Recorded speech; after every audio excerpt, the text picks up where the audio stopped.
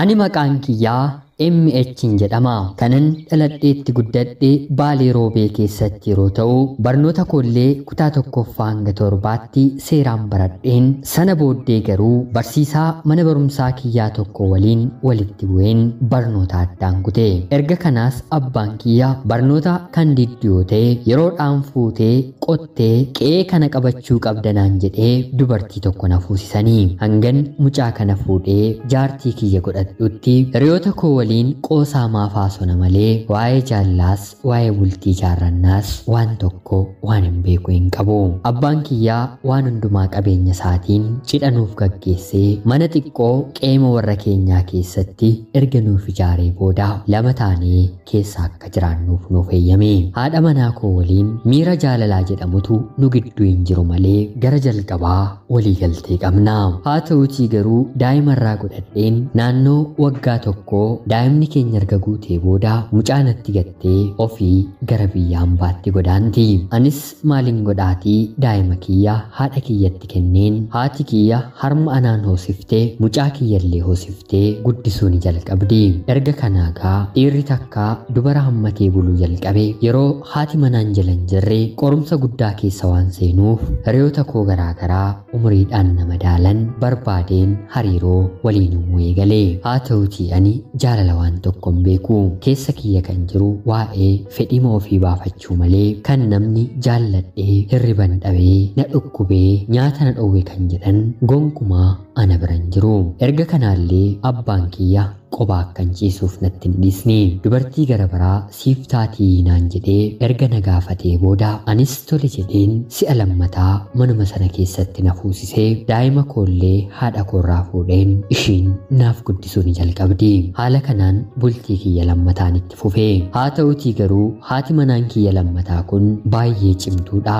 Yaadumaan yeroo walitti buunu albee natti qabatti yookiin immoo qeensa isheetiin na muccortee qaama kiyya balleessiti. Ishee waliin illee haala ulfaataan naannoo baatii shanii erga jiraannee booda gaaf tokko harka kiyya irratti lubbuun ishee bahuu ni danda'a yookiin immoo gaaf tokko harka ishee irratti lubbuun kiyya bahuu ni danda'a jedhee waan hin sodaadheef abbaa kootiin narraa baasi jedheen seeraan ofirraan baase.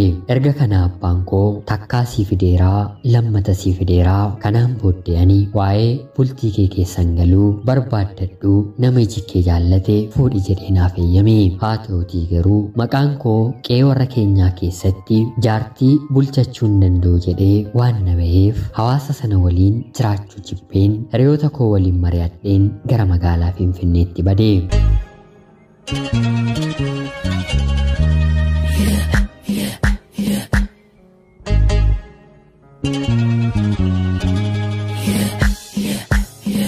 Ani kan hin beeku qotee aramee facaasuudha. Magaalaa Finfinnee lafti qotamus haa ta'u lafti aramuus hin jiru. Gamanaa gamasitti yeroo deeman konkolaataatu wal keessa yaa'a.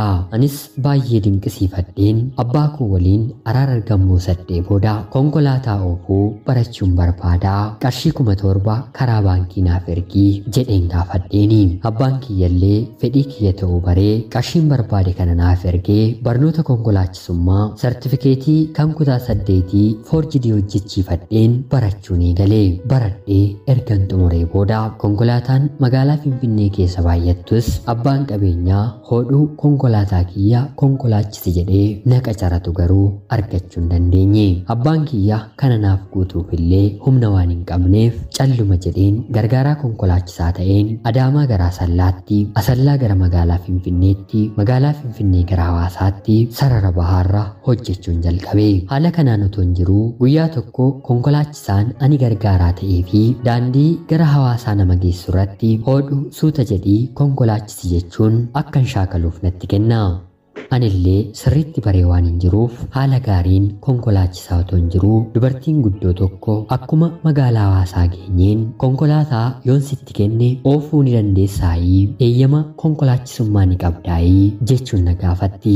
Anillee fuula ifaadhaan konkolaataan dhabe malee kunoo akkuma na argitanidha sirriitti konkolaachisuu nan danda'a jedheen isheetti hima. Bilbila keenya wal ciccirree walirraa adda baanee galgaluma sanaaf bilbiluun kottu bakka kanaatti naan jettee nama wabiinaaf ta'u akkan barbaaddadhu na gaafatte. Yeroo kanatti konkolaachisaan kiyya sumaaf carraan kunaa ba'u malee wabii siif hin ta'a jedhee wabiinaaf ta'ee guyya lama booda konkolaataan qabadhe. Konkolaataan ishees yeroo hedduu Adaamaa fi Hawaasaa gidduu hojjeta. Galgala deemeen mooraa ishee keessa bulchaa. Mana dhuunfaa ishee ni qabdi. Hojjettoota mana keessaa gargaaranii dubartoota lamallee ni qabdi. Haa ta'uutii garuu ilmi dhiiraa mooraa sana keessa waan hin jirreef yeroon geesseen konkolaataa dhaabu nyaataa fi bakka ciisichaa waan naaf qopheessituuf anillee mana kireeffadhuu dhiiseen mooraa ishee keessa bubbuluun jalqaba.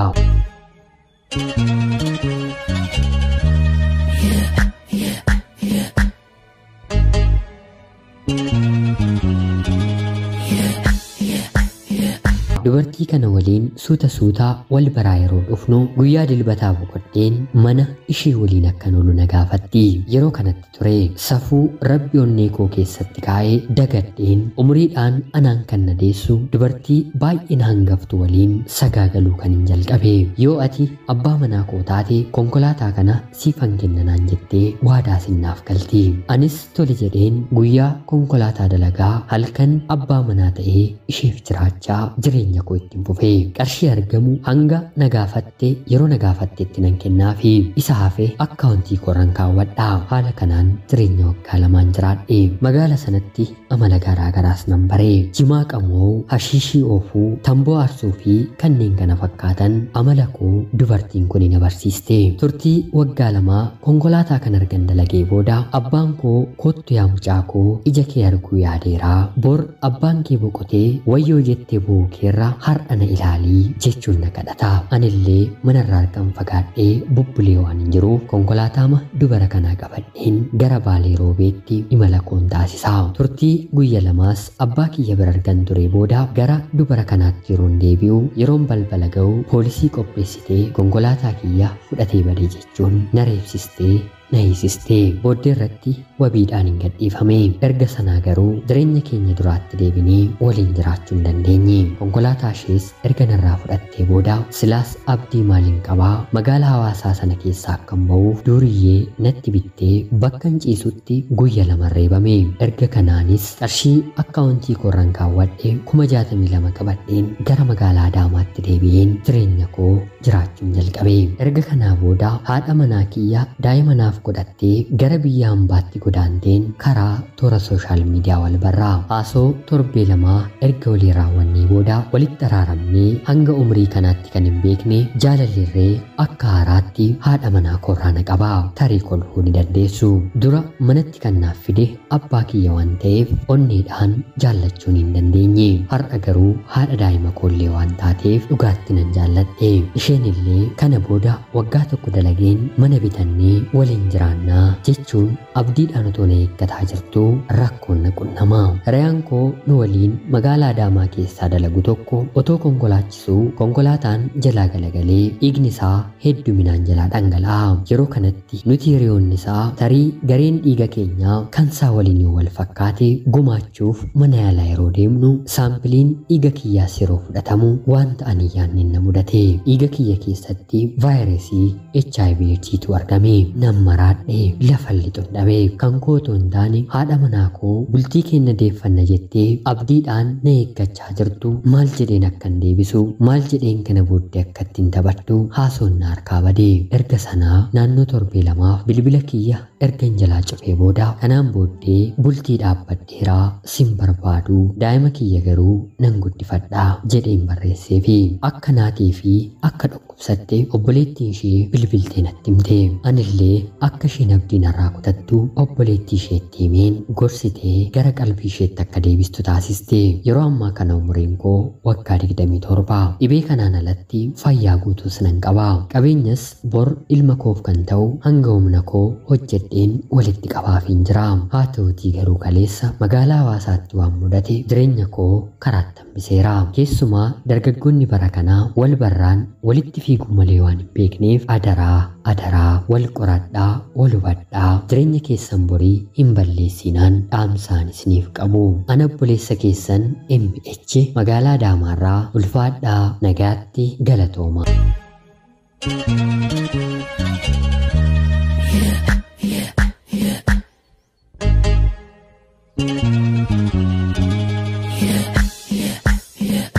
Yooyyaa shamaa akkam jirtu kabajamtoota hordoftoota qophii Oromiyaa 24 nagaaf jaalalli tokkummaan bakka jirtan hundaatti hunda keessaniif yaa ta'u jecha guyyaa irraallee xalayaa obboleessi keenyi MH magaalaa Adaamaarraa nuuf ergeessiniif dubbiseen hin ka'a. Akkasin irraa barattanii hubannoo cimaarraa argattan homaa shakkii tokko illee hin qabu. Obboleessa keenya ergaa kee kana nuuf qooduu keetiif guddaa galatoomisiin jecha kabajamtoota hordoftoonni qophii Oromiyaa 24 yaada jajjabinaa jiruu obboleessa keenya kana gara fuulduraatti jajjabeessuu qoodaa fi jecha qophiin guyyaa irraaf isiniif qabadheen dhiyaadhe kanuma fakkaatti. Hanga yoonaatti na dhaggeeffachaa waan turtaniitiif guddaa galatoomaa isiniin jechuun barbaada. Laayikii fi sheer gochuun illee akka na deeggartan kabajaan isin gaafachaa namoonni chaanalii keenyaaf haaraa taatan illee anaa dhufu kun Oromiyaa 24 guyyaa guyyaatiin xalayaa jaalalaa fi seenaa jireenyaa nama barsiisuu bashannansiisuu danda'u isiniif qabattee waan dhiyaattuuf isinillee sabiskiraayib gochuun maatii keenya erga taatanii booda xalayaa jaalalaa yookiin seenaa jireenyaa nama barsiisuu bashannansiisuu danda'u qabaattan karaa telegiraamii karaa lakkoofsa bilbilaa kiyyaa duwwaa 937 naaf erguun irratti hirmaachuu ni dandeessu. Qopheessuuf qindeessuun isin waliin kanan ture ani gammachiista Shomeeti. Qophii gara biraatiin hanga walitti deebinutti bakka jirtan maraan turtii gaarii isiniif hawwaa horaa bulaa.